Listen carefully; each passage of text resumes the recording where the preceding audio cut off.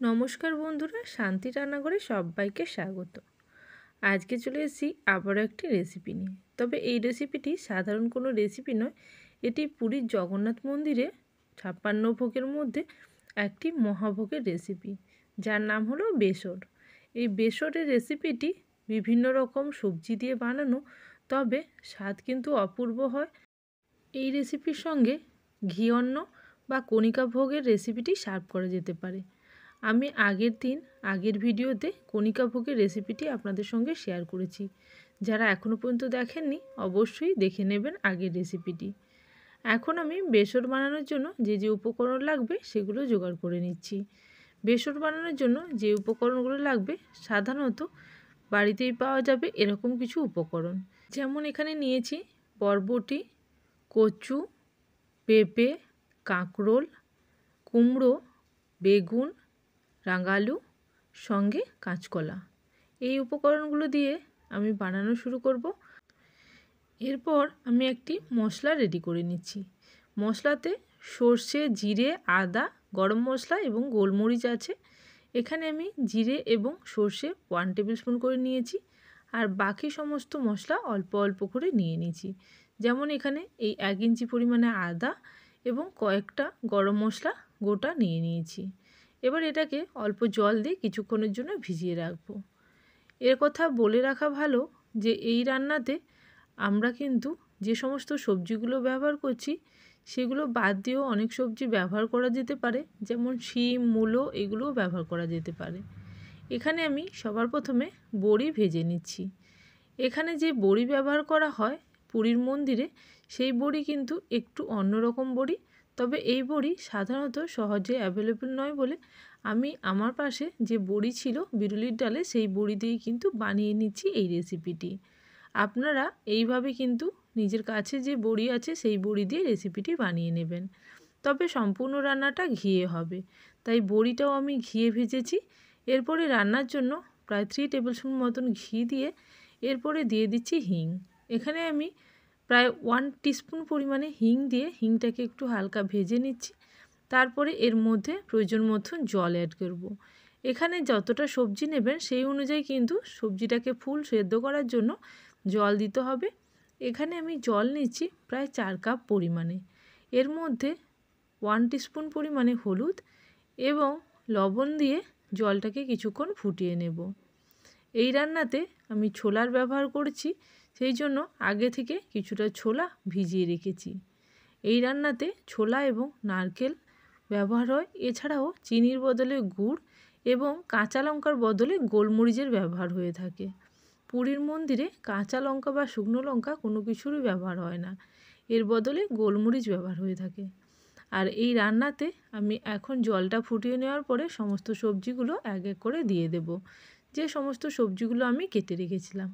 তবে অবশ্যই খেয়াল রাখবেন এই রান্নাতে ফুলকপি, বাঁধাকপি, টমেটো, কাঁচা লঙ্কা এই সবজিগুলো কিন্তু পড়বে না, কারণ পুরীর মন্দিরে এইসব কিন্তু ব্যবহার হয় না, আর আলুরও কিন্তু ব্যবহার করা যায় না। পুরীর মন্দিরে এই ভোগ রান্নার জন্য বিশেষ পদ্ধতি অবলম্বন করা হয়।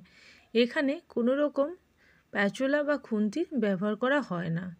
সম্পূর্ণ মাটির হাঁড়িতে না কোনো রকম প্যাচোলা বা খুন্তি ব্যবহার করেই এই রান্নাগুলো অপূর্ব স্বাদের হয়ে থাকে। এখন সমস্ত সবজিগুলো প্রায় দেওয়া হয়ে গেছে জলের মধ্যে।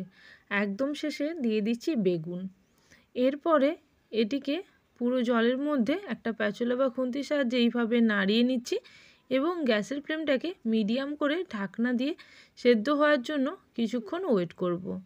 প্রায় 15 থেকে 20 মিনিট গ্যাসের ফ্লেম স্লো করে ঢাকনা দিয়ে এটিকে রান্না হতে দিতে হবে। যত স্লো ফ্লেমে এটি রান্না হবে তত কিন্তু টেস্ট ভালো হবে। এখন আমি মশলাগুলো বেটে নেব। মশলাগুলো আগে থেকেই ভিজিয়ে রাখার জন্য খুব সহজেই কিন্তু মশলাগুলো বাটা হবে। আমি এখানে শিলপাটা ব্যবহার করছি, আপনারা চাইলে মিক্সিতেও করে নিতে পারেন। তবে শিলপাটাতে মশলা বাটলে মশলার টেস্টটা কিন্তু অনেকটাই বেশি হয়। এখন মশলাটাকে সম্পূর্ণ বেটে নিতে হবে। পুরীর এই মহাপ্রসাদ একেবারে খুব সহজ পদ্ধতিতে বানালেও টেস্ট কিন্তু অপূর্ব হয়।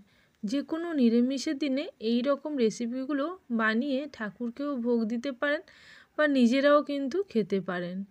আমি এই ভোগগুলো বানানোর চেষ্টা করছি নিজের মতন করে, কিছুটা ওই টেস্ট বজায় রেখে। এখন মশলাটা বাটা হয়ে গেছে। এবার মশলাটাকে কিছুটা জলের সঙ্গে এইভাবে মেখে নিচ্ছি। এখন ঢাকনা খুলে দেখে নেব যে সবজিগুলো সেদ্ধ হলো কি না। প্রায় কিছুক্ষণ সবজিগুলো সেদ্ধ করে নেওয়ার পরে ঢাকনা খুলে এখন আমি তেজপাতা এবং মশলা বাটা সমস্তটাই দিয়ে দিলাম। দেওয়ার পরে নাড়িয়ে চাড়িয়ে সমস্ত মশলাটাকেই মিশিয়ে নেব। তবে পুরীর মন্দিরে এইভাবে মেশানো হয় না, শুধুমাত্র মশলা ওপরে দিয়েই রান্নাটা হয়ে যায়। মশলাগুলোকে খুব ভালো করে মিশিয়ে নিয়ে আবারও ঢাকনা দিয়ে 10 মিনিট মতন রান্না হতে দেব, যাতে সবজির সঙ্গে মশলাটা খুব ভালোভাবে মিশে গিয়ে খুব ভালোভাবে সেদ্ধ হয়ে যায়। এখন আমি আবারও খুব ভালো করে নাড়িয়ে চাড়িয়ে নিচ্ছি। দেখুন সবজিগুলো কিন্তু সম্পূর্ণ সেদ্ধ হয়ে গেছে। এবার একটা স্প্যাচুলা বা খুন্তির সাহায্যে আমি এইভাবে কিন্তু মিশিয়ে নিচ্ছি সমস্ত সবজিগুলোকে নাড়িয়ে চাড়িয়ে।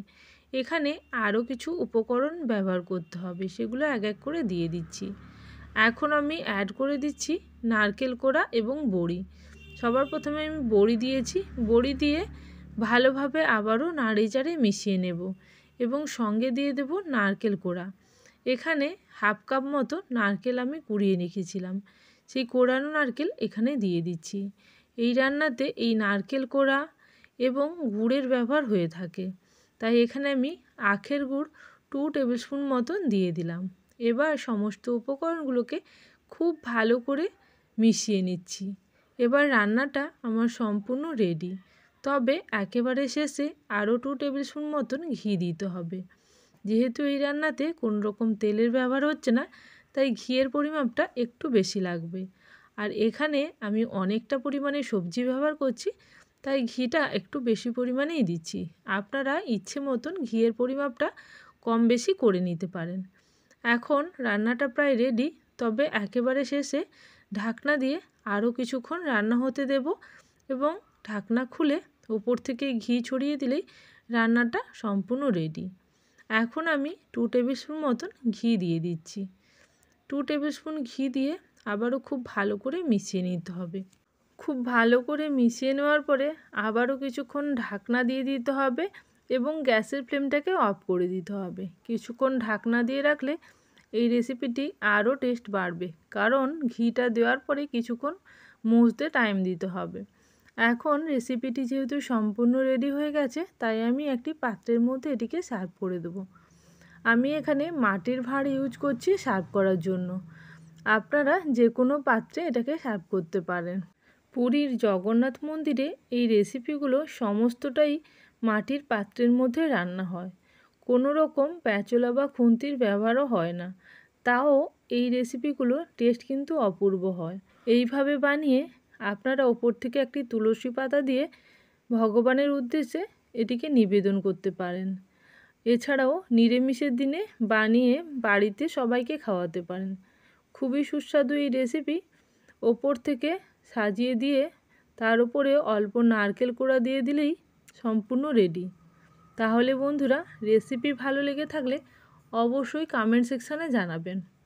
আর যারা এখনও পর্যন্ত চ্যানেলটিকে সাবস্ক্রাইব করেননি, অবশ্যই চ্যানেলটিকে সাবস্ক্রাইব করে নিয়ে পাশে থাকা বেল নোটিফিকেশানে ক্লিক করে রাখবেন, যাতে আমার চ্যানেলে কোনো নতুন রেসিপি আসার সঙ্গে সঙ্গে আপনাদের কাছে সবার আগে নোটিফিকেশান পৌঁছে যায়।